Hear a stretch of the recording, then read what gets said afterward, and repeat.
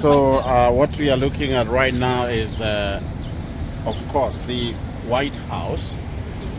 This is a building that was constructed in 1790. That is when they started the construction. And there was one engineer called Lefant from France. He is actually the one who drew the plan that is Washington D.C. today. He drew where most important installations would be, where the most important institutions would be, including the capital where we just came from.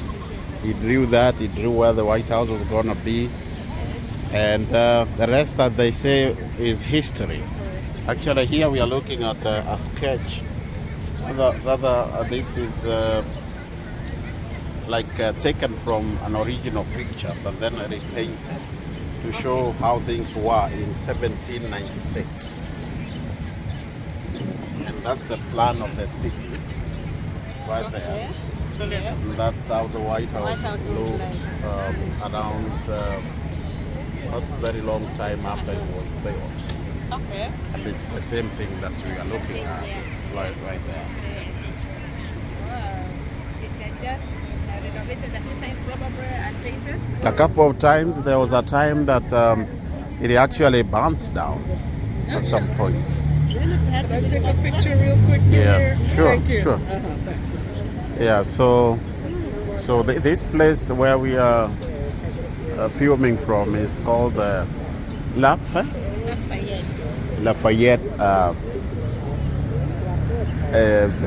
Park, a very famous one, and it's been this way for a long time.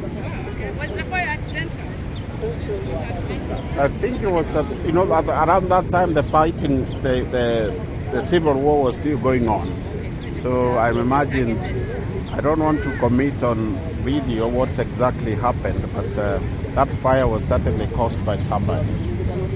Yeah, and then they rebuilt. I don't remember the year. They rebuilt it, but the structure remained almost the same. So there was not much that changed. Yeah. Yeah, and one other important aspect of this is that this was built by slaves, most of it, enslaved people, and that's why there's quite, people wonder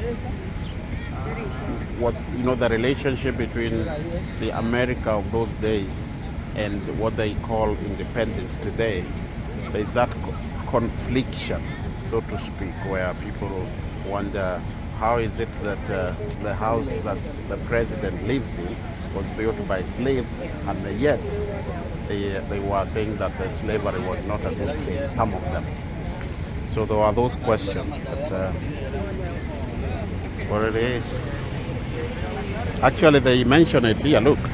The use of enslaved labor to build the home of the president, often seen as a symbol of democracy, illuminates our country's conflicted relationship with the institution of slavery and the ideals of freedom and equality promised in the America's founding documents.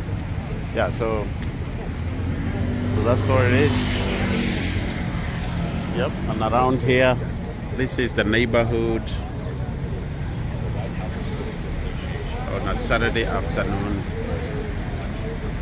Maybe you can tell us, Edith, what was your experience today? I know you've been here a few times. Oh, it's nothing different. It's always the same. We always find people protesting about different stuff, but still very diplomatic. You would find people calling names, they're calling names. They're always very diplomatic. But there's always somebody trying to make a statement or trying to protest about something. But the White House is still the same. They fenced it so we don't get as close as we used to do before the infamous selection. So we don't get a bit as close, but we still get to see the White House. It's a beautiful building. Yeah. And did you manage to speak to President Biden when you walked up there? No, actually, I think he's asleep. I wonder why. His afternoon. I don't want to say that, but I think he's taking his afternoon nap. Yeah. Okay. Yeah, and if you look, I don't know if you can zoom. Mm-hmm. You can see the snipers. Yeah. I really do see the snipers. Up there? Yeah. The- Yeah, yeah. they are waiting for any eventuality, right? And there's a plane that is flying by right now. Security style. So let's also hear from Irene. This is her first time to visit this iconic building. What's your experience, Irene? I've always seen the White House on photographs. Yeah. But this time it's very exciting coming that real close. Live. It's a magnificent building. Yeah. As the name goes, white is actually that white. I loved the way it is constructed, the architecture. I wish I could have been able to go right inside and see what's really goes on in there and how it's constructed inside. Actually, it used to be easy to walk into the White House until not very long ago, when they started having so many people wanting to cause harm to the president. So they put that perimeter wall, fence, Yes. and now they have even made it taller. But before that, people just walked in and just looked around like a museum. And even now, you can take tours in there, but the process is very